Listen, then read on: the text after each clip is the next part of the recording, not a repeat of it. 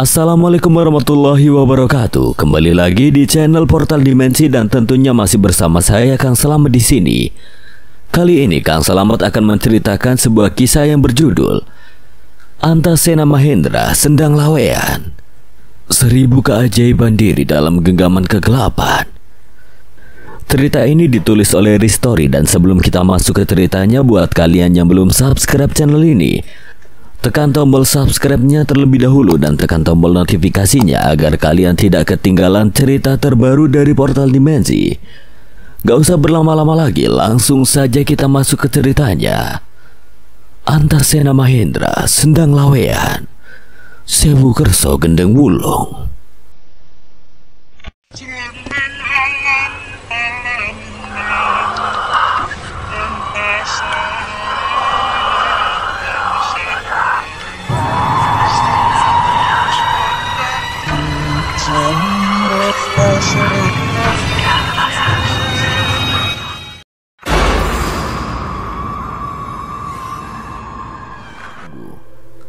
Aku melanjutkan langkahku dengan hati-hati, tapi perasaan tidak nyaman itu tidak hilang.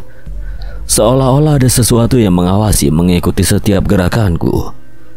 Aku mencoba mengabaikan rasa gelisah yang mulai merayap di punggungku. Ini hanya hutan. Aku harus tetap fokus.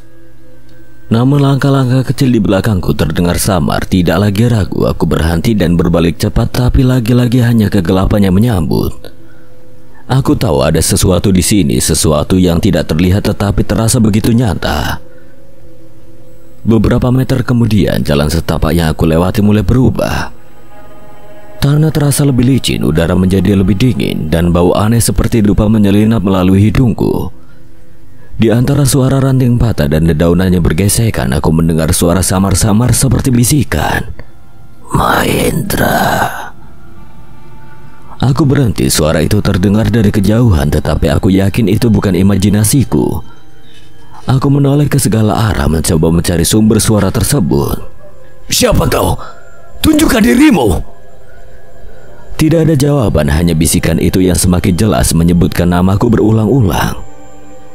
Aku melangkah semakin dalam ke hutan yang terasa semakin menyesakan. Bau tanah basah bercampur aroma anjir samar memenuhi udara, sementara suara burung malam terdengar seperti peringatan untuk menjauh. Bayangan pepohonan yang menjulang seperti memerangkapku, tapi aku terus maju. Tiba-tiba langkahku terhenti di depan. Aku melihat sesuatu yang membuatku waspada. Seekor ular kobra besar terjerat dalam kawat berduri yang tampak berkarat. Jebakan buatan manusia yang dirancang untuk memburu hewan liar.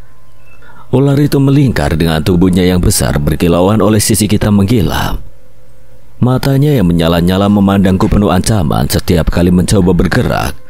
Kawat berduri mencabik kulitnya, membuat ular itu mendesis marah dan kesakitan.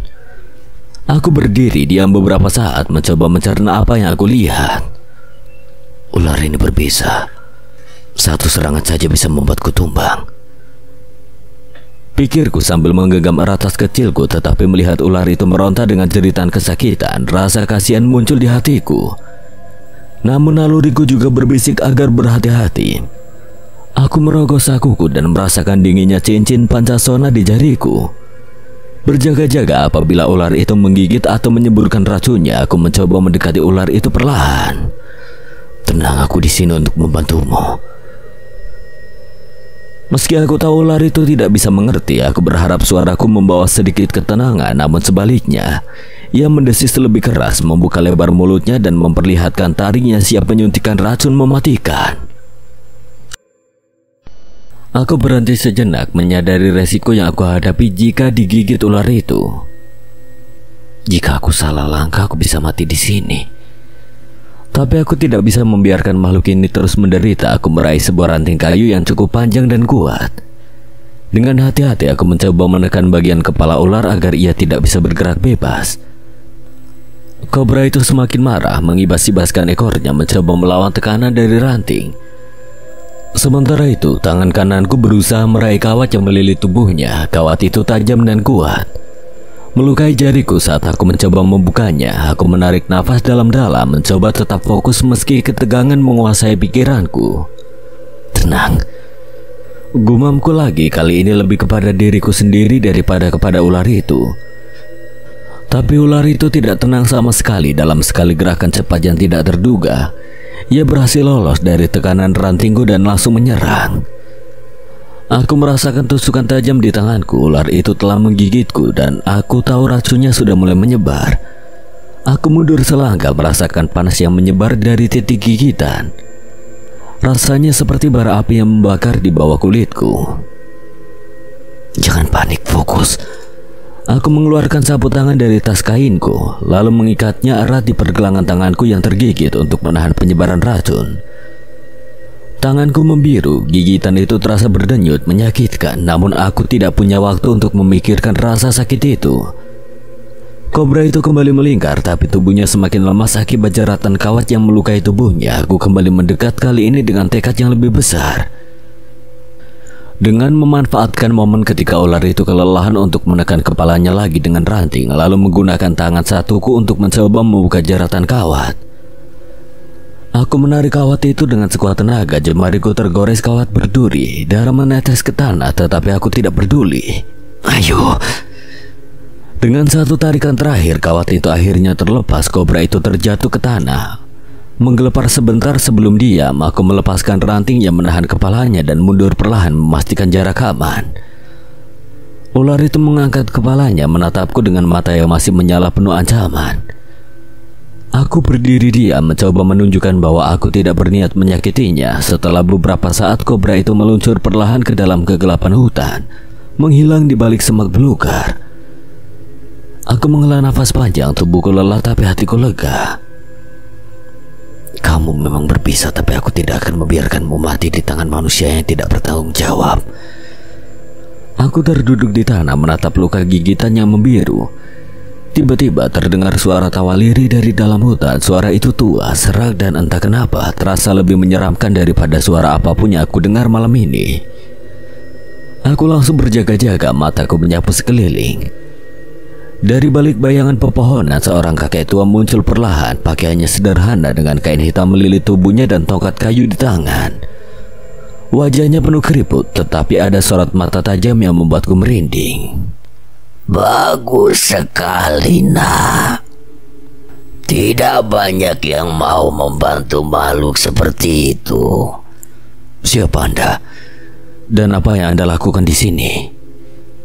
Namaku Ki Sedayu Tirta. Aku penjaga pintu menuju Sendang Tirta Kahuripan. Aku tertegun mendengar namanya, penjaga pintu. Pikirku pertemuan ini jelas bukan kebetulan. Mengapa Anda di sini? Tanyaku lagi, meskipun sebagian diriku sudah tahu bahwa ini bukanlah kebetulan biasa. Ki Sedayu mengangkat tongkatnya menuju ke arah tempat kobra tadi menghilang. Tindakanmu barusan adalah bagian dari ujian. Bukan hanya ujian keberanian, tapi juga ujian kasih sayang. Ular itu adalah simbol dari niat jahat, tapi kau memilih untuk membebaskannya. Itu menunjukkan bahwa hatimu bersih. Ujian? Saya tidak paham maksud Anda. Ki Sedayu mendekat, tatapannya lembut tetapi tajam, seolah bisa membaca pikiranku. Sendang Tirta Kahuripan tidak bisa dimasuki oleh mereka yang memiliki niat jahat atau hati yang tidak murni. Kau telah menunjukkan bahwa kau layak melangkah lebih jauh. Aku masih bingung, tetapi suara dan keberadaannya membawa semacam kedamaian. Seolah-olah kehadirannya adalah bagian dari hutan ini, bagian dari perjalanan yang telah ditakdirkan untukku. Bagaimana Anda tahu tujuan saya? Kau tidak perlu mengatakannya, nah, jalanmu sudah ditentukan sejak lama. Aku akan membimbingmu ke tempat di mana sendang itu berada. Aku mengangguk perlahan, meskipun aku masih memiliki banyak pertanyaan. Aku tahu bahwa kakek ini bukanlah orang biasa. Kehadirannya terasa seperti bagian dari teka-teki besar yang harus aku selesaikan. Baiklah, kalau begitu tunjukkan jalannya. Ki Sedayu memutar tubuhnya melangkah perlahan ke dalam hutan. Aku mengikutinya, meninggalkan jejak langkah dan sisa-sisa kekhawatiran di belakangku. Perjalanan menuju Sendang Tirto Kahuripan benar-benar telah dimulai. Aku mengikuti Ki Sedayu Tirto menembus kegelapan hutan. Mengikuti langkahnya yang pasti meski jalannya tidak jelas terlihat. Kabut tipis mulai turun dan suara hutan semakin sunyi, hanya diselingi bunyi ranting patah di bawah langkah kaki kami. Aku merasa seolah waktu berjalan lebih lambat di tempat ini. Setiap langkah seperti membawa kami lebih jauh dari dunia yang aku kenal. Tiba-tiba Ki Sedayu berhenti, tangannya terangkat memberi isyarat agar aku berhenti juga. Aku mengedarkan pandangan ke sekitar. Sudah sampai, ucapnya lirih, tetapi suara bergema seolah tempat ini mendengarnya. Aku memandang ke depan, ada sebuah goa yang tersembunyi di balik semak belukar yang menjuntai lebat. Hampir menutupi seluruh mulut goa. Tempat ini seperti bagian dari alam yang belum pernah terjamah manusia. Setiap daun, setiap ranting, setiap bau tanah basah memancarkan keaslian yang tidak tersentuh. Ini, tanyaku, suaraku nyaris berbisik, tidak ingin mengganggu kesunyiannya seolah sakral. Ini adalah pintu menuju Sendang Tirto Kahuripan. Hanya sedikit yang pernah melihat tempat ini, apalagi masuk ke dalamnya. Aku melangkah mendekat, merasakan hawa dingin yang keluar dari mulut goa seperti napas dari sesuatu yang hidup di dalam sana. Rasanya seperti berada di antara dua dunia, alam manusia yang aku kenal dan sesuatu yang lebih tua, lebih dalam dan lebih misterius. Masuklah. Ki Sedayu menyibak semak belukar itu dengan tongkatnya. Ia melangkah masuk terlebih dahulu dan aku mengikutinya tanpa ragu. Dalam kegelapan goa, langkah kami dipandu oleh celah cahaya rembulan yang menyelinap masuk melalui lubang-lubang kecil di langit-langit goa. Kami berjalan melewati lorong batu yang sempit dengan gemercik air yang terdengar dari kejauhan.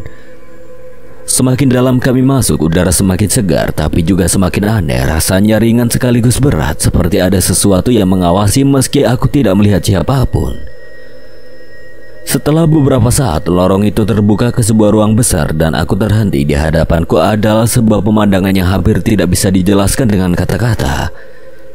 Sebuah mata air jernih yang memantulkan cahaya rembulan dari celah di atap goa membuat airnya berkilauan seperti kristal. Di tengah mata air itu ada batu datar besar yang dihiasi tulisan aksara Jawa yang terukir halus di permukaannya. Di sekitar mata air, stalaktit dan stalagmit menjulang seperti penjaga tempat ini. Aku memandang sekeliling dengan takjub. Tempat ini benar-benar berbeda dari dunia luar. Rasanya seolah aku melangkah ke dunia lain. Duduklah. Ki Sedayu duduk di atas batu besar lain di dekatku. Tongkatnya bersandar di dinding goa. Ini Sendang Tirta Kahuripan. Tidak sembarang orang bisa berada di sini. Hanya mereka yang benar-benar dikehendaki oleh sendang ini yang bisa mencapainya. Aku menatap mata air itu lagi, mencoba merasakan energi yang mengalir dari dalamnya. Meski tempat ini tenang, aku bisa merasakan kekuatan besar yang tersembunyi di bawah permukaan airnya. Sekarang keluarkanlah pusaka yang ingin kau ruat. Aku mengangguk dan merogoh saku jaketku, mengeluarkan gantungan kunci kecil berbentuk pedang. Aku meletakkannya di telapak tanganku dan menunjukkannya kepada Ki Sedayu. Ini Candraloka. Ki Sedayu terdiam, matanya melebar saat melihat benda kecil itu. Ia menatapnya seolah tidak percaya, kemudian mendekat untuk melihat lebih jelas. Candraloka, gumamnya pelan seperti berbicara kepada dirinya sendiri. Ia memandangku dengan tatapan penuh makna. jadi pedang ini sudah kembali ke tangan penerusnya. Penerus? Maksudnya apa, Ki? Kau mungkin tidak tahu, tetapi pedang ini telah lama hilang dari tangan para penjaganya. Aku pernah melihat pedang ini sebelumnya bertahun-tahun yang lalu. Dulu seorang pengembara datang ke sini membawa Candraloka. Ia berkata bahwa satu hari keturunannya akan membawa pedang ini kembali ke sendang ini. Aku tertegun pengembara, apakah yang dimaksud Eyang Sena? Dan kini kau hadir di sini. Apa yang dikatakan pengembara itu ternyata benar. Aku menatap pedang kecil di tanganku. Rasanya tidak nyata bahwa benda ini yang selama ini aku anggap hanya pusaka warisan keluarga ternyata memiliki sejarah yang begitu dalam. Ki Sedayu menatapku dengan tatapan yang penuh kebijaksanaan dan wibawa. Ia berdiri di tepi sendang, tongkatnya menancap di tanah. Sementara matanya tidak lepas dari batu datar di tengah mata air yang memantulkan cahaya rembulan. Suasana hening, hanya suara gemercik air yang mengalir perlahan.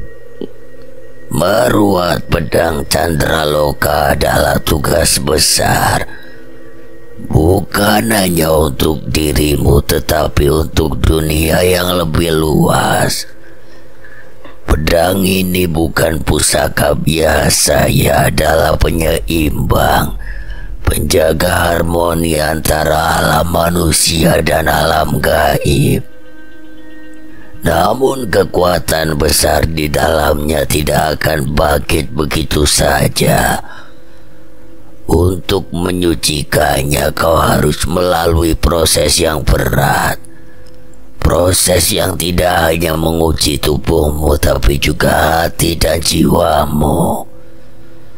Aku mendengarkan dengan penuh perhatian, meskipun dalam hati ada ketegangan yang sulit kugambarkan. Apa yang harus saya lakukan, Ki? Kau harus bertapa di atas batu itu, duduk bersila dengan pedang Candraloka di hadapanmu. Selama bertapa kau akan menyelaraskan energi batinmu dengan energi alam di sekitar sendang ini. Tapi jangan kira itu mudah. Selama proses itu kau akan menghadapi 5 ujian rasa. 5 ujian rasa? Iya, 5 rasa yang akan menguji siapa dirimu sebenarnya. Seberapa dalam keteguhan hatimu dan apakah kau layak memegang pedang ini. Ia mulai menjelaskan satu persatu. Ujian pertama adalah rasa welas asih yang mengajarkan cinta kasih dan kepedulian. Welas asih adalah landasan dari segala tindakan mulia, menuntut hati untuk memancarkan kasih tanpa pamrih. Tidak hanya kepada semua manusia, tetapi juga kepada semua makhluk hidup. Ujian ini mengajarkan untuk melihat keindahan di balik kelemahan, memaafkan kesalahan, dan memahami bahwa setiap makhluk memiliki tempatnya dalam tatanan semesta. Tanpa welas asih, kekuatan sebesar apapun tidak akan memiliki tujuan yang benar. Ujian pertama ini sudah kau lewati saat membantu ular yang terjerat. Tindakan itu bukanlah kebetulan, tapi merupakan pelajaran awal yang membimbingmu pada makna sebenarnya dari welas asih. Aku mengangguk mengerti. Melalui ujian itu aku harus belajar memberi, melindungi, dan mencintai tanpa syarat. Ki Sedayu kembali menjelaskan ujian selanjutnya. Ujian kedua adalah rasa eling, yang berarti kesadaran batin. Eling adalah kunci untuk tetap sadar akan siapa dirimu, di mana kau berada, dan tujuan dari setiap langkah yang kau ambil. Tanpa kesadaran ini, bahkan kekuatan yang paling besar akan kehilangan arah dan menjadi sia-sia. Ujian ini menuntut kehadiran pikiran dan jiwa sepenuhnya, bahkan ketika dikelilingi oleh cobaan, gangguan, atau ilusi yang mencoba mengalihkan perhatian dari tujuan utama. Ujian ketiga adalah rasa ayem atau ketenangan batin. Ujian ini menuntut hati untuk tetap tenang di tengah badai, menemukan keseimbangan dalam diri meskipun dunia di sekitar penuh kekacauan. Ayem bukan hanya tentang menenangkan pikiran, tetapi juga tentang mencapai harmoni dalam jiwa, sehingga mampu menerima kebenaran tanpa keraguan atau ketakutan. Ujian keempat adalah pengendalian rasa keroda atau penguasaan atas amarah. Amarah adalah musuh terbesar manusia, terutama bagi mereka yang memegang kekuatan. Tanpa pengendalian, amarah bisa menguasai hati dan membawa kehancuran, bukan hanya bagi orang lain tetapi juga bagi diri sendiri. Dalam ujian ini, aku akan dituntut untuk menghadapi amarah dan memilih untuk tidak terjerat olehnya. Aku tahu ini akan menjadi ujian berat bagiku. Amarah telah menjadi teman gelap yang sering muncul, terutama ketika aku dihadapkan pada ketidakadilan atau ancaman terhadap orang-orang yang aku sayangi. Tetapi aku sadar jika aku tidak bisa mengendalikan amarah, aku tidak akan pernah bisa menggunakan pedang Candraloka untuk tujuan yang benar. Ujian terakhir yang juga menjadi ujian terbesar adalah rasa rela atau keikhlasan. Ujian ini menuntut pelepasan dari segala keterikatan duniawi, termasuk rasa takut kehilangan nyawa. Keikhlasan adalah puncak dari pengabdian, tanda bahwa seseorang telah menyerahkan dirinya sepenuhnya kepada kehendak alam semesta. Rela bukan sekedar pasrah, tetapi penerimaan yang tulus terhadap segala yang terjadi, percaya bahwa semua adalah bagian dari rencana yang lebih besar. Aku terdiam saat merenungkan ujian ini. Keikhlasan selalu mudah diucapkan, tetapi menjalankannya adalah tantangan terbesar. Melepaskan rasa takut, ego, dan keinginan pribadi adalah tugas yang paling berat, terutama ketika nyawa menjadi taruhannya. Kelima ujian ini bukan hanya untuk mensucikan pedang Candraloka, tapi juga untuk menyucikan jiwa pemiliknya. Hanya mereka yang berhasil melewati ujian-ujian ini yang akan mampu menyelaraskan diri dengan pusaka tersebut. Menjadikan pedang ini bukan sekedar alat, tetapi perpanjangan dari kehendak untuk melindungi, menjaga, dan menciptakan harmoni antara dua alam. Aku menarik nafas panjang, menyadari bahwa perjalanan ini bukan sekedar tentang pedang, melainkan tentang menemukan diriku sendiri dan tujuannya lebih besar yang harus kupenuhi. Ki Sedayu melangkah mendekat dan meletakkan tangannya di pundakku. 5 ujian ini adalah perjalanan untuk mengenal dirimu sendiri, untuk menemukan kekuatan sejati yang ada dalam dirimu. Jika kau berhasil, pedang Candraloka akan menjadi bagian dari dirimu. Pusaka yang hanya akan digunakan untuk kebaikan, untuk melindungi keseimbangan dunia. Tapi jika kau gagal, kau mungkin tidak akan pernah keluar dari tempat ini. Pilihan ada di tanganmu. Aku menarik nafas dalam-dalam, mencoba menangkap detak jantungku yang berdegup kencang. Aku menatap batu datar di tengah sendang, tempat di mana segalanya akan dimulai. Dalam hatiku aku tahu tidak ada jalan untuk mundur. Ini adalah dharma yang telah diwariskan oleh Eyang Sena. Aku tidak akan menyia-nyiakan kepercayaan itu. Aku siap, Ki. Apapun yang harus saya hadapi, saya akan melakukannya. Baiklah, letakkan pedang Candraloka di batu itu dan bersiaplah, ujianmu akan dimulai. Aku melangkah ke tengah sendang. Setiap langkah terasa seperti membawa beban yang tidak terlihat. Aku berdiri di atas batu datar itu, memandang pedang kecil di tanganku untuk terakhir kalinya sebelum meletakkannya di tengah-tengah tulisan aksara Jawa yang terukir di batu. Ketika aku duduk bersila di atas batu, aku menutup mataku dan menarik nafas dalam-dalam. Aku mencoba merasakan aliran energi dari sekitarku, gemercik air, desiran angin, dan cahaya rembulan yang menerpa kulitku. Semua itu terasa seperti menyatu dalam harmoni. Dari kejauhan suara Ki Sedayu terdengar memadu langkahku. Fokuskan pikiranmu, anak muda. Rasakan keberadaanmu di sini, di antara alam manusia dan alam gaib. Bersiaplah menghadapi 5 ujian rasa. Aku mengangguk pelan meski mataku tetap terpejam. Dalam kegelapan itu aku merasakan sesuatu mulai bergerak di dalam diriku. Seperti pintu yang perlahan terbuka, membawa serta kekuatan yang belum pernah kurasakan sebelumnya. Aku tahu perjalanan ini baru saja dimulai. Bulan sabit menggantung lemah di atas langit gelap desa Tunggulpati. Cahayanya nyaris tidak mampu menembus pekatnya malam. Langkah berat menggema berirama dengan suara ranting yang patah di bawah kaki seorang kakek renta. Tubuhnya kurus dan ringkih, namun setiap gerakannya memancarkan sesuatu yang tidak wajar, seperti boneka kayu yang dimainkan oleh kekuatan gaib. Kepalanya menghentak ke kiri dan ke kanan secara acak, disertai senyum menyeringai yang memamerkan deretan gigi kuning berantakan. Kakek itu terus melangkah menuju sebuah rumah besar yang berdiri megah di tengah desa. Rumah itu tampak berbeda dari bangunan lainnya. Dinding kayunya penuh ukiran kuno berlapis lumut yang menandakan usianya yang sudah tua. Rumah itu adalah kediaman Trah Brajamukti, nama yang dahulu disegani sekaligus ditakuti karena reputasinya sebagai penganut ilmu hitam. Namun tragedi di masa lalu telah memaksa keluarga itu meninggalkan dunia kelam untuk menjalani kehidupannya lebih damai. Ketika kakek itu tiba di depan gerbang besar yang menghadap ke rumah, 4 penjaga keluar dari pos jaga mereka. Pakaian mereka serba hitam, golok tajam menggantung di pinggang masing-masing. Salah satu dari mereka seorang pria kekar dengan kumis tebal. Melangkah maju sambil mengawasi dengan tatapan curiga. Pak Tua, siapa kau? Apa keperluanmu datang kemari malam-malam? Kakek itu menghentikan langkahnya, kepalanya kembali menghantar ke kanan lalu ke kiri.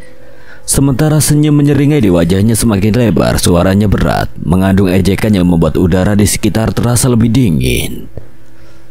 Cecungu kecil, jangan coba menghalangi jalanku.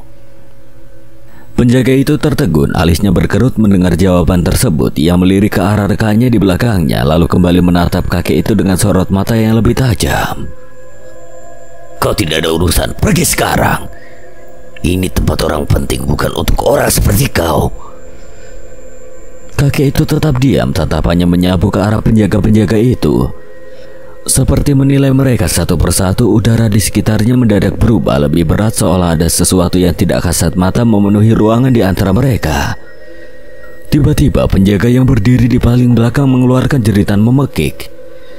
Semua mata tertuju ke arahnya. Tubuh penjaga itu bergetar hebat dan dalam hitungan detik salah satu kakinya patah dengan suara yang mengerikan. Seolah dihantam oleh kekuatan tidak terlihat, wajahnya pucat, peluh dingin mengalir deras di pipinya. Apa-apaan ini? Seru salah satu penjaga sambil mencabut goloknya. 3 lainnya segera mengikuti, mengangkat senjata mereka dengan kewaspadaan tinggi. Namun sebelum salah satu dari mereka sempat menyerang, penjaga yang kakinya patah tiba-tiba berdiri tegak. Matanya kosong seperti seseorang yang telah kehilangan jiwanya. Dengan gerakan kaku ia mengangkat goloknya tinggi-tinggi, lalu menebas kepala penjaga di depannya. Darah menyembur membasahi tanah di bawah mereka. Tubuh tanpa kepala itu jatuh dengan suara berdebum. Penjaga lainnya menatap pemandangan itu dengan ngeri, tapi sebelum mereka sempat bergerak, penjaga yang kerasukan itu kembali mengayunkan goloknya. Kali ini menghantam wajah rekan yang lainnya. Tengkoraknya hancur dalam satu serangan telak. Hanya satu penjaga yang tersisa, tubuhnya gemetar, tangannya sulit memegang golok. Ia menatap penjaga kerasukan itu dengan wajah penuh ketakutan. Kenapa kau melakukan ini? Penjaga itu hanya menggeleng, tapi tubuhnya terus bergerak seolah dipaksa oleh kekuatan yang tidak terlihat. Ayunan golok kembali mengenai penjaga itu hingga kepalanya terpotong. Dalam gerakan terakhirnya ia mengangkat goloknya sendiri, mengarahkannya ke lehernya. Darah kembali menyembur deras saat tubuhnya jatuh bersimbah darah, meninggalkan genangan merah yang semakin pekat. Kakek itu berjalan maju dengan langkah perlahan, melewati mayat-mayat yang berserakan. Tidak ada rasa bersalah di wajahnya, hanya senyum puas yang semakin menyeramkan. Sesampainya di depan gerbang besar yang terbuat dari kayu jati itu, ia mengangkat kakinya yang kurus, selalu menendang dengan kekuatan yang tidak masuk akal. Gerbang itu terlempar jauh hingga menghantam dinding rumah, menciptakan suara keras yang menggema ke seluruh penjuru desa. 2 penjaga yang berjaga di dalam rumah berlari keluar. Wajah mereka langsung memucat melihat kekacauan di depan mereka. Salah satu dari mereka, seorang pria muda dengan wajah penuh keberanian, mencabut goloknya dan berteriak, "Berhenti, siapapun kau, jangan mendekat!" Namun kakek itu hanya tertawa kecil. Suara tawanya seperti gemuruh kecil yang menghantam telinga. Kalian hanyalah nyamuk di hadapan badai. Sekarang keluarkan Kiwaro atau aku akan menghancurkan seluruh tempat ini. Tatapan penjaga itu berubah panik, tapi ia tetap berdiri tegak, mencoba menahan rasa takut yang jelas terpancar dari gerak-geriknya. Ki Waro tidak akan menemui orang sepertimu. Pergilah sebelum kami menyerang. Kakek itu menyeringai, matanya yang tajam memancarkan sesuatu yang membuat darah terasa membeku. Ia mengangkat tangannya perlahan lalu membaca sesuatu yang terdengar seperti mantra. Seketika bayangan hitam muncul di belakangnya, melayang seperti kabut hidup sebelum menyelimuti seluruh area. Aku tidak meminta izin, ujarnya dengan dingin sebelum bayangan itu melesat menyerang para penjaga dengan kecepatan yang mustahil dihindari. Jeritan mereka memenuhi udara malam, menggetarkan jiwa siapapun yang mendengarnya. Bayangan itu melesat ke arah para penjaga, menerjang mereka dengan kekuatan tak kasat mata. Jeritan melengking terdengar memecah kesunyian malam, memenuhi udara dengan kepanikan. Golok yang semula tergenggam erat oleh para penjaga kini terlepas dan jatuh ke tanah, mengeluarkan bunyi logam yang beradu dengan kerasnya. Tubuh mereka kaku seperti diselimuti oleh kekuatan yang tidak dapat mereka lawan. Wajah mereka memucat, mata melotot penuh teror. Kakek itu melangkah mendekat. Ia mengambil sepotong kayu runcing yang berserakan dari pagar yang hancur akibat tendangan sebelumnya. Angin dingin semakin kencang berhembus, membawa aroma busuk yang menusuk hidung. Kayu itu ia angkat tinggi-tinggi, mengarahkannya ke dada salah satu penjaga yang tidak berdaya. Namun sebelum kayu itu sempat menghantam, sebuah tendangan keras menghantam tubuh kakek tersebut. Tubuhnya terhuyung mundur beberapa langkah. Nyaris terjatuh, kayu di tangannya terlepas, melayang dan tergeletak di tanah. Seorang pria parubaya berdiri tegap, rambutnya memutih diikat terapi ke belakang. Namun tubuh kekarnya seperti pria yang jauh lebih muda. Matanya memancarkan kewaspadaan, wajahnya tegas dengan rahang yang mengeras. Ia mengenakan kain lurik sederhana, namun aura wibawa yang ia pancarkan membuat kehadirannya terasa luar biasa. Beraninya kau berbuat kekacauan di rumahku. Kakek itu terkekeh pelan, suaranya tajam seperti gesekan logam, menimbulkan rasa tidak nyaman di telinga. Senyum menyeringai kembali menghiasi wajah tuannya. Ki Waro. Ki Waro melangkah maju perlahan, tatapannya tidak lepas dari sosok tua itu. Ia mengepalkan tangan, suara gesekan dari persendiannya terdengar jelas, sorot matanya penuh amarah. Namun tetap terkendali, ia tahu ini bukan musuh yang bisa diremehkan. Kau datang dengan membawa kehancuran, tapi kau lupa rumah ini tidak seperti tempat lain yang pernah kau kunjungi. Kakek itu tertawa lagi, lebih keras dari sebelumnya. Banyak yang telah berkata seperti itu sebelum mereka kutumbangkan. Jangan berpikir dirimu berbeda, Waro tua. Tidak membuang waktu, Ki Waro merapatkan kedua tangannya di depan dada. Ia mulai melantunkan mantra, suaranya pelan namun penuh tenaga, menggema di antara deru angin malam. Kata-kata yang ia ucapkan terasa seperti irama yang menenangkan, tetapi membawa kekuatan yang mengguncang. Bayangan hitam yang menyelimuti area tiba-tiba bergetar, seolah-olah terguncang oleh mantra yang dilantunkan. Kedua penjaga yang sebelumnya kaku seperti patung mulai terhuyung. Tubuh mereka bergerak perlahan. Mereka memegangi dada mereka, menarik nafas panjang dengan susah payah. Wajah mereka penuh kebingungan, seolah baru saja keluar dari mimpi buruk yang mencekam. Ki Waro menurunkan tangannya, matanya tidak pernah lepas dari kakek itu. Dengan suara yang lebih tegas ia berkata, jika kau tidak pergi sekarang, aku akan memastikan ini menjadi malam terakhirmu.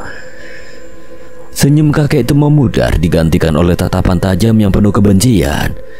Ia tahu lawannya bukan orang biasa. Angin malam semakin kencang, seolah alam pun bersiap menyaksikan pertempuran yang akan terjadi.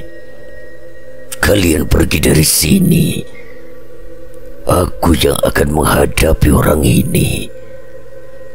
Para penjaga saling bertukar pandang, wajah mereka dipenuhi rasa takut sekaligus enggan meninggalkan pimpinan mereka. Namun perintah Ki Waro adalah mutlak. Dengan berat hati mereka mengangguk, segera meninggalkan halaman, memberikan ruang bagi pertarungan yang tidak biasa. Ki Waro menatap Ki Jangga, matanya penuh kewaspadaan. Ia tahu sosok di hadapannya bukanlah lawan biasa. Memori masa lalu terlintas dalam pikirannya, membawa kembali ingatan tentang kekejaman yang pernah dilakukan oleh Ki Jangga. Ki Jangga. Jadi rumor tentang kembalinya Sengkolo Jangga ternyata bukan omong kosong. Ki Jangga menyeringai, tawa dinginnya terdengar seperti logam yang bergesekan. Langkahnya maju perlahan, setiap gerakannya terasa penuh perhitungan, seolah menikmati ketegangan yang ia ciptakan. Aku kagum kau masih mengingatku, Warok. Kukira kau sudah tenggelam dalam kedamaian palsu yang kau pilih. Apa maumu di sini, Jangga?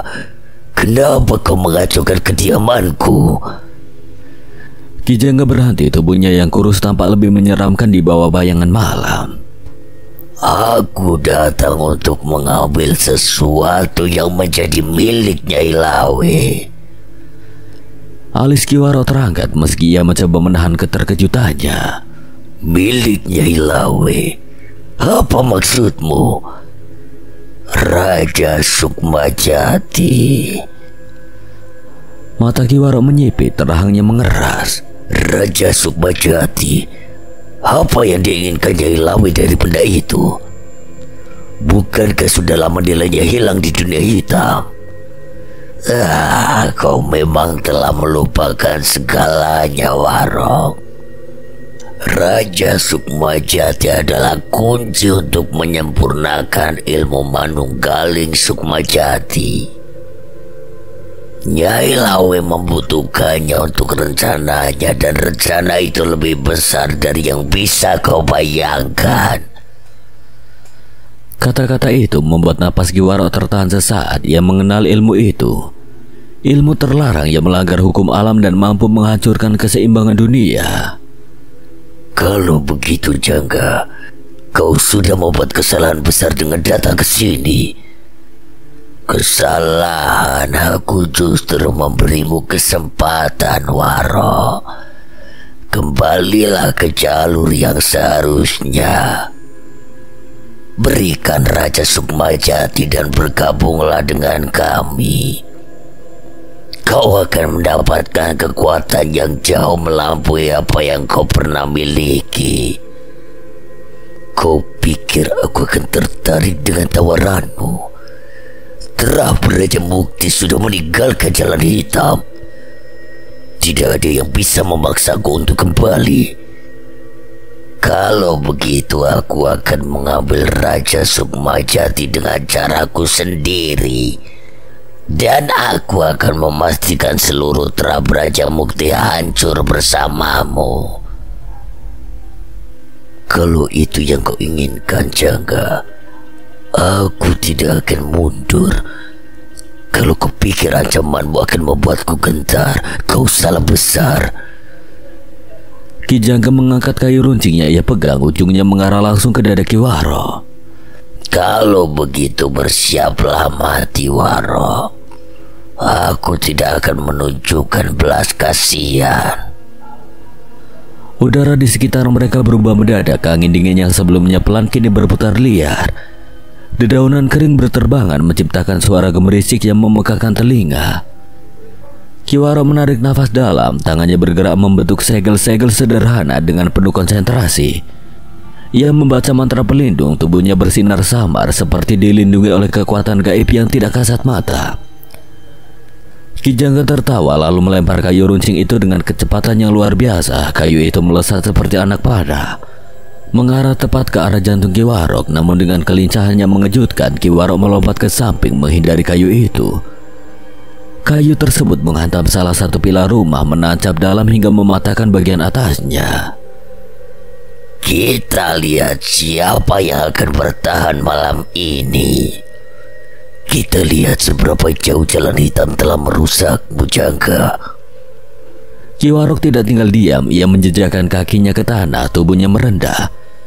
Lalu kedua tangannya bergerak cepat membentuk segel-segel yang memancarkan energi. Dari tangannya muncul pusaran angin yang berputar seperti badai kecil, melesat ke arah Ki Jangga dengan kekuatan yang cukup untuk merobohkan pohon besar. Namun Ki Jangga hanya berdiri diam. Ia tidak bergerak, tidak mencoba menghindar. Pusaran itu menghantam tubuhnya langsung. Tapi seperti menabrak bayangan, serangan itu melewatinya tanpa efek apapun. Itu saja yang bisa kau lakukan. Ejek Ki Jangga, suaranya dingin namun penuh penghinaan. Ia melangkah maju, tubuhnya memancarkan aura kegelapan yang menyesakan. Kau benar-benar sudah melemah, Warok. Dulu kau adalah salah satu lawan yang kuanggap setara. Tapi sekarang... Ki Warok tidak menjawab, wajahnya tetap tenang meski dalam hatinya ia menyadari bahwa kekuatan lawannya telah berkembang jauh melampaui yang ia duga. Namun ia tahu keraguan hanya akan memperburuk keadaan. Dengan satu gerakan cepat, Ki Warok melompat mendekati Ki Jangga, melayangkan pukulan keras yang ditunjukkan langsung ke wajahnya. Namun sebelum pukulan itu sempat menyentuh kulit Ki Jangga, tubuh lawannya berubah menjadi kabut hitam yang langsung menyebar lenyap begitu saja. Di sini, Warok. Ki Warok baru saja berbalik ketika sebuah tendangan keras menghantam punggungnya. Tubuhnya terlempar beberapa meter ke depan, menghantam tanah dengan suara berdebam, merasa sakit menjalar di punggungnya. Tetapi ia segera bangkit, dengan satu tangan mengusap sudut bibirnya yang berdarah. Ia kembali berdiri tegak. Selama aku masih berdiri, kau tidak akan mendapatkan Raja Sukmajati. Ki Jangga hanya terkekeh, tawa dinginnya seperti logam yang bergesekan. Angin kembali berhembus. Kali ini lebih dingin dan berat, seolah membawa ancamannya tidak kasat mata. Ki Warok memusatkan energinya, kedua tangannya bergerak membentuk segel baru. Udara di sekitarnya mulai bergetar, memancarkan energi yang lebih intens daripada sebelumnya. Matanya menatap tajam ke arah Ki Jangga. Tidak ada sedikit pun keraguan di sana. Ki Jangga menyipitkan mata, senyumnya memudar. Kau masih punya keberanian untuk melawanku, ya? Baiklah, akan aku pastikan kau tahu apa artinya menghadapi kekuatan sejati. Ia mengangkat kedua tangannya, kabut hitam di sekelilingnya mulai berkumpul, membentuk pusaran gelap yang melingkar di udara. Pohon-pohon di sekitar bergoyang liar. Dedaunan kering berterbangan seperti diseret oleh kekuatannya tidak terlihat. Babak berikutnya dimulai. Kedua pria itu dengan energi yang saling bertentangan bersiap mengeluarkan seluruh kemampuan mereka. Malam yang pekat menjadi saksi dari pertempuran dua kekuatan besar yang akan menentukan masa depan Trabaraja Mukti. Seorang lelaki tua dengan pemuda melangkah menyusuri jalan setapak yang membelah perkebunan. Angin malam berhembus pelan, sesekali menggoyangkan ranting yang menambah keheningan. Suara langkah kaki mereka menjadi satu-satunya yang terdengar berirama dengan detak waktu yang terasa semakin mendesak. Mbah, kenapa harus sekarang? Apa nggak bisa besok saja?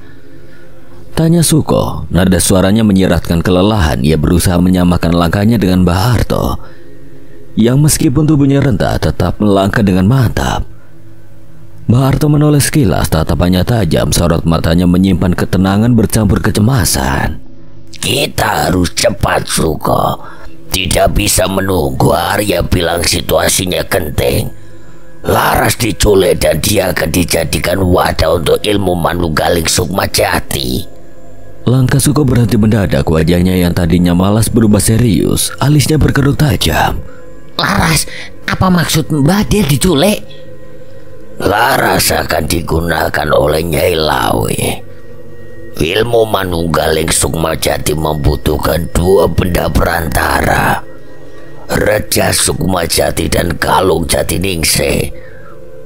Salah satu benda itu ada di tangan Trabaraja Mukti. Kita harus memastikan benda itu tidak jatuh ke tangan Nyai Lawe. Suko menghela nafas panjang, pikirannya bekerja keras mencoba memahami situasi yang dijelaskan. Kenapa harus Laras? Apa Nyai Lawe nggak punya cara lain selain menculik dia?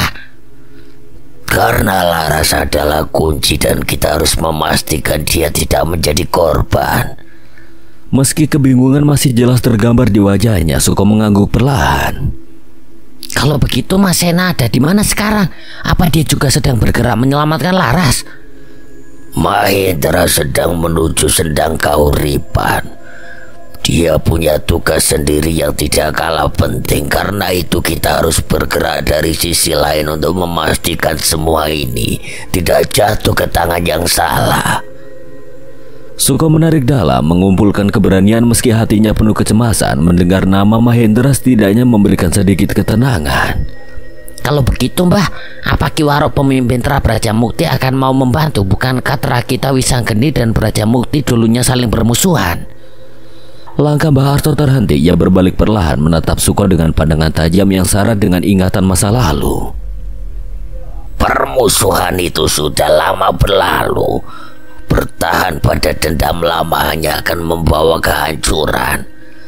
Ki Waro yang sekarang sudah berbeda. Dia telah meninggalkan ilmu-ilmu hitam dan berusaha memperbaiki hidupnya. Kita harus menghargai usahanya. Suko terdiam mencerna kata-kata kakeknya. Mbah Arto selalu punya cara untuk membuat hal yang sederhana terdengar begitu mendalam. Ia mengangguk kembali mengikuti langkah mantap kakeknya. Namun perjalanan mereka tiba-tiba terganggu. Mbah Arto berhenti, matanya menatap lurus ke depan menembus gelapnya malam. Di kejauhan cahaya orange redup seperti kobaran api terlihat bergoyang di antara pepohonan. Itu apa Mbah? Firasatku tidak enak, Suko. Kita harus percepat langkah. Tanpa sepatah kata, Suko mengangguk mengikuti langkah kakeknya yang kini bergerak semakin tergesa. Jalan setapak berganti menjadi jalan utama desa. Suasana berubah drastis. Teriakan dan langkah tergesa warga terdengar semakin jelas. Mereka membawa ember-ember berisi air, berlarian menuju kobaran api yang kini terlihat lebih besar. Mbah Arto menghentikan salah satu warga yang lewat. Pak, apa yang terjadi? Kediaman Tra Brajamukti diserang seseorang, rumahnya terbakar, banyak yang tewas. Kata-kata itu membuat Mbah Arto terdiam sejenak, tatapannya berubah muram. Sorot matanya menunjukkan kepanikan yang jarang terlihat. Ia menoleh ke arah Suko, suaranya hampir seperti gumaman. Kita terlambat. Tanpa membuang waktu, mereka bergegas menuju kediaman besar di tengah desa. Begitu sampai, pemandangan mengerikan menyambut mereka. Tubuh-tubuh penjaga tergeletak di tanah, beberapa dengan luka menganga yang dalam. Darah mengalir deras bercampur dengan air dari ember-ember warga yang berusaha memadamkan api. Di halaman rumah api masih menyala membakar sebagian bangunan. Puing-puing berserakan di mana-mana, menciptakan suasana yang penuh kehancuran. Di tengah semua itu, Mbah Arto melihat sosok yang familiar. Ki Waro. Ia menunjuk ke arah pria tua yang tergeletak di tanah, tubuhnya berlumuran darah. Suko mengikuti arah pandang Mbah Arto. Di tengah kobaran api, tubuh lemah Ki Waro masih menunjukkan tanda-tanda kehidupan. Wajahnya pucat, namun matanya perlahan membuka. Suko, cepat selamatkan dia. Tanpa ragu, Suko menarik keris sengkolo langit dari pinggangnya. Keris itu berkilauan meski diselimuti bayangan malam. Ia menancapkan ujungnya ke tanah, melantunkan mantra dengan suara yang jelas. Angin berhembus kencang meniup kobaran api yang menghalangi mereka. Jalan menuju Ki Warok perlahan terbuka. Cepat, Suko. Suko berlari melewati reruntuhan, tubuhnya lincah menghindari puing-puing yang masih membara. Asap tebal memerikan mata, tetapi langkahnya tidak terhenti sesampainya di dekat Ki Warok. Pria tua itu membuka matanya perlahan, tatapannya suram, tetapi ada keterkejutan yang tergambar jelas di wajahnya ketika melihat siapa yang datang. Kau Suko dari Tra Wisanggeni. Tidak ada waktu untuk bicara, Ki. Saya harus membawa Anda keluar dari sini. Suko melirik ke arah kobaran api yang masih menyala di kejauhan, lalu kembali menatap Ki Waro. Dengan sigap ia mengangkat tubuh pria tua itu ke punggungnya. Tubuhnya terasa berat, tapi Suko menggenggam kerisnya erat-erat, berjaga dari kemungkinan ancaman yang lainnya masih mengintai. Dari kejauhan, Mbah Arto bergegas menghampiri begitu melihat Suko berhasil membawa Ki Waro keluar dari kobaran api. Bawa dia ke tempat aman. Kita harus tahu apa yang sebenarnya terjadi. Suko mengangguk tanpa berkata-kata. Ia segera melangkah ke arah salah satu rumah warga yang lebih aman. Sesampainya di sana, ia membaringkan tubuh Ki Waro di halaman rumah yang gelap, hanya diterangi cahaya obor. Tubuh Ki Waro penuh luka, darahnya masih mengalir, dan di sudut bibirnya tampak cairan merah yang tidak kunjung berhenti. Mbah Arto berlutut di sisi Ki Waro, matanya menatap penuh keprihatinan. Bertahanlah, Waro, aku akan membantumu. Dengan gerakan mantap, Mbah Harto mulai merapalkan sebuah doa. Tangannya menyentuh luka-luka di tubuh Ki Waro, tetapi ia tahu serangan ini bukan sekedar serangan fisik. Ia bisa merasakan kekuatan hitam yang bersarang dalam tubuh pria tua itu. Kekuatannya perlahan-lahan melukai bagian dalamnya. Meski tidak bisa menyembuhkan sepenuhnya, doa yang dirapalkannya setidaknya mampu meredam penderitaan itu. Ki Waro menatap Mbah Harto yang sedang membantunya. Ada keterkejutan dalam tatapannya. Pria yang dulu menjadi musuh bebuyutannya kini tidak berpikir dua kali untuk menolongnya. Mengapa kau ada di sini, Harto? Aku ada perlu denganmu, Haro, tapi jangan banyak bicara dulu. Fokuslah bertahan. Sementara itu, Suko beranjak kembali ke rumah Ki Waro untuk membantu warga memadamkan api dan menyelamatkan siapa saja yang masih terjebak di dalam. Bayangannya segera hilang di tengah kerumunan yang sibuk berlarian dengan ember di tangan. Ki Waro mengerjapkan matanya, mencoba mengumpulkan kekuatannya yang tersisa. Cucumu bukan gaya kesal denganku. Menolong tidak harus melihat siapa atau seperti apa orang yang ditolong. Dia hanya bergerak sebagaimana mestinya, memberi pertolongan pada yang membutuhkan. Doa Mbah Harto akhirnya selesai. Ia perlahan menyandarkan tubuh Ki Waro ke pagar kayu di halaman rumah warga. Ki Waro tampak lebih baik meski tubuhnya masih lemah. Dari kejauhan api yang melahap rumah besar itu mulai mereda. Warga bekerja sama tanpa henti dan Suko kembali terlihat membawa beberapa orang yang berhasil diselamatkannya keluar dari puing-puing. Wajah Suko penuh dengan coretan arang kayu yang terbakar, tapi ia tidak memperdulikannya. Ia segera menghampiri Mbah Harto yang masih berada di dekat Ki Waro. Ki Waro, apa Anda sudah membaik? Ki Waro mengangguk pelan meski wajahnya masih terlihat lelah. Aku tidak apa-apa. Namun setelah menarik nafas dalam, ia menatap tajam ke arah Mbah Harto dan Suko. Sebenarnya apa tujuan kalian datang ke sini? Suko melirik ke arah Mbah Harto seolah mau minta untuk dirinya yang menjawab. Kami ke sini untuk menanyakan sesuatu padamu, Waro. Ki Waro menyipitkan mata, sorot matanya penuh kewaspadaan. Ia menggeleng pelan sebelum berbicara dengan nada ketus. Jangan bilang kalau kalian juga mencari Raja Sukmajati. Ucapan itu seketika membuat Mbah Harto dan Suko terdiam. Bagaimana Ki Waro bisa tahu tujuan mereka, bahkan sebelum mereka sempat menjelaskannya. Rasa khawatir mulai menjalar. Apakah benar dugaannya bahwa mereka terlambat? Iya, Waro. Kami ingin menanyakan itu. Apa mungkin sudah ada yang datang mengambilnya? Ki Waro membuang muka, raut wajahnya berubah kesal. Ia tampak bergumul dengan kemarahan yang tidak bisa ia bendung. Iya, dia sudah mendatangiku. Dia siapa? Ki Jangga, sosok yang memiliki kekuatan Sengkolo Jangga. Sengkolo Jangga?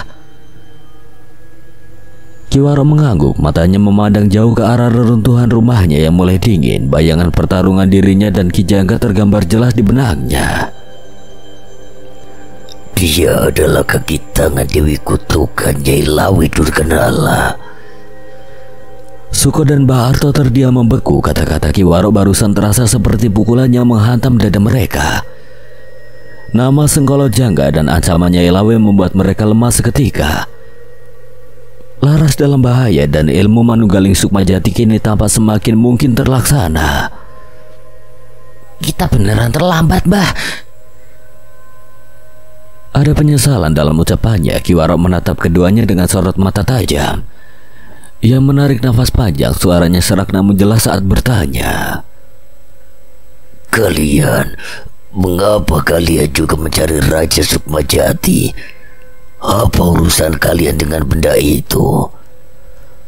Mbah Harto mencoba menenangkan diri sebelum menjawab, tatapannya penuh keseriusan.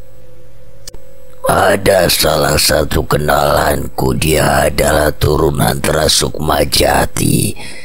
Nyai Lawe berencana menjadikannya wadah melalui ilmu Manunggaling Sukmajati. Jika ilmu itu berhasil, maka dunia manusia dan gaib akan berada dalam kekacauan. Ki Waro memejamkan mata sesaat seolah berusaha memahami kedalaman ucapannya itu. Namun tiba-tiba ia membuka matanya menatap mereka dengan sorot yang sulit diterjemahkan. Aku mengerti, tapi kijangka dia tidak membawa Raja Sukmajati yang asli. Yang dia bawa hanyalah salinan. Salinan? Apa maksudmu, Waro? Raja Mukti sudah mempersiapkan salinan itu sejak lama. Ada perjanjian antara Raja Mukti dan Sukmajati dulu. Kami tahu ancaman seperti ini akan datang. Tanpa raja yang asli, ilmu itu tidak akan bisa digunakan. Mbah Harto merasa tubuhnya sedikit lebih ringan mendengar kata-kata itu. Ia menarik nafas lega meski pikirannya masih dipenuhi kekhawatiran. Apa yang kau katakan itu benar, Waro. Untuk apa aku berbohong? Baguslah Mbah, berarti kita masih punya kesempatan untuk menghentikan mereka. Warok, izinkan kami membawa raja yang asli. Kami hanya akan menggunakannya untuk memastikan ilmu itu tidak pernah terwujud. Ki Waro menatap Mbah Harto dengan sorot tajam, matanya seperti menembus jauh ke dalam pikiran pria tua itu. Mbah Harto tahu betul bahwa Ki Waro adalah sosok yang keras kepala. Dalam benaknya ia mulai berpikir bahwa Ki Waro tidak akan memberikannya begitu saja. Hening menyelimuti mereka, suara-suara dari warga yang masih sibuk memadamkan api terasa begitu jauh. Ki Waro memejamkan mata lalu menghela nafas panjang sebelum akhirnya berbicara. Aku akan memberikannya. Beneran boleh, Mbah? Tapi syaratnya yang harus kalian tepati padaku. Setelah urusan kalian selesai, raja itu harus dikembalikan. Dan kalian harus menjaganya baik-baik. Jika Sengkolo Janggal menyadari tipu daya ini, dia pasti akan kembali untuk mengambilnya. Mbah Harto mengangguk dalam-dalam menunjukkan rasa hormatnya pada musuh bebuyutannya itu. Aku menerima syarat itu, Waro. Aku akan menjaga benda itu baik-baik. Dan satu lagi, jangan ragu minta bantuan jika kau membutuhkannya. Meski masa lalu kita kelam, aku percaya kita bisa bekerja sama untuk menghadapi ancaman ini. Ki Waro tertawa kecil, tetapi senyuman itu dingin, penuh sinisme. Jangan terlalu berharap, Harto. Aku hanya peduli agar raja itu tidak jatuh ke tangan Nyai Lawe. Tidak lebih dari itu. Suko yang menyaksikan interaksi kedua pria tua itu hanya bisa menyeringai, mencoba mencairkan suasana. Jadi, sekarang kalian teman baik ya? Ki Waro langsung memutar kepalanya menatap Suko dengan tatapan tajam. Aku tidak punya niatan berteman dengan Terawi Sanggeni. Aku hanya tidak ingin benda itu digunakan oleh Nyai Lawe untuk menghancurkan kita semua. Suko hanya mengangkat bahu, tetapi ada senyuman kecil di wajahnya. Dalam hati ia tahu, meski Ki Waro menolak untuk mengakuinya, ada benih pertemanan yang mulai tumbuh di antara kedua pria tua itu. Langit senja memancarkan sebuah semburat jingga keemasan saat sebuah mobil Avanza hitam melintasi jalanan desa di Yogyakarta. Kendaraan itu melaju perlahan di antara hamparan sawah dan pepohonan rindang, seolah tidak ingin mengganggu ketenangan alam sekitarnya. Di dalam mobil, Reza duduk di belakang kemudi, sesekali melirik ke arah cermin spion tengah memastikan teman-temannya nyaman. Di kursi penumpang depan, Aswan menatap lurus ke depan sambil bersandar santai, namun pikirannya jauh melayang. Sementara di kursi belakang, Kuncoro tampak gelisah, wajahnya sedikit pucat menahan mabuk kendaraan. Aku masih gak habis pikir. Keluargamu juga punya hubungan dengan para pemilik ilmu terlarang. Reza terkekeh kecil meski matanya tetap fokus ke jalan. Aku juga tidak percaya, Wan. Tapi mau gimana lagi? darah nggak bisa dipilih. Kuncoro yang tadinya hanya dia menahan mual tiba-tiba bersuara. Apalagi darah itu darahnya Ilawe. Mendengar itu Reza melirik kaca spion tengah dengan tatapan tajam. Wajahnya masih tersenyum tipis. Masih mending Nyai Lawe daripada kamu, Coro. Kuncoro langsung mendengus, bingung sekaligus tersinggung. Loh, aku gak punya hubungan sama siapapun. Terapa yang mau dikaitkan sama aku loh? Lah kamu itu kan satu teras sama Jawoto. Aswan yang mendengar itu langsung tertawa kecil meski kecemasan masih tampak di sudut wajahnya. Sejak kapan Jawoto punya terah? Lagian aku sama dia gak ada hubungan darah. Bukan satu darah tapi satu rupa, kan sama saja. Senyum kecil di wajah Aswan berubah menjadi tawa yang lebih keras, sementara Kuncoro hanya bisa memutar matanya dan bersandar di kursi. Tapi sebelum sempat melontarkan komentar balasan, rasa mual kembali menghantamnya. Ia menatap keluar jendela, berusaha meredakan pusing yang semakin mengganggu. Mobil akhirnya berhenti di depan sebuah rumah besar bercat putih dengan pekarangan yang rapi. Pintu pagar kecil yang terbuat dari besi berdecit pelan saat Reza membukanya. Angin sore membawa aroma khas desa yang menenangkan. Reza melangkah lebih dulu, diikuti oleh Aswan dan Kuncoro yang tampak lebih segar setelah keluar dari mobil. Sudah lama aku gak kesini. Dari dalam rumah, seorang wanita tua muncul dengan langkah perlahan namun penuh wibawa. Wajahnya yang dipenuhi kerutan tidak mengurangi sorot tajam matanya yang memancarkan ketegasan dan pengalaman hidup. Wanita itu adalah nenek Reza yang akrab dipanggil Simbai. Kebaya biru muda dengan kain batik yang rapi membuat tubuhnya memberikan kesan anggun sekaligus berwibawa. Reza, panggil Simbai dengan nada terkejut. Wajahnya berubah cerah melihat cucunya berdiri di depan rumah. Reza tersenyum, segera menyalami tangan neneknya dengan hormat. Simbai mengusap kepala Reza dengan sayang. kenapa ndak ngabarin dulu kalau mau kesini? Simba kan bisa nyiapin sesuatu buat cucuku loh. Oke Mbak, maaf, nggak ngabarin dulu.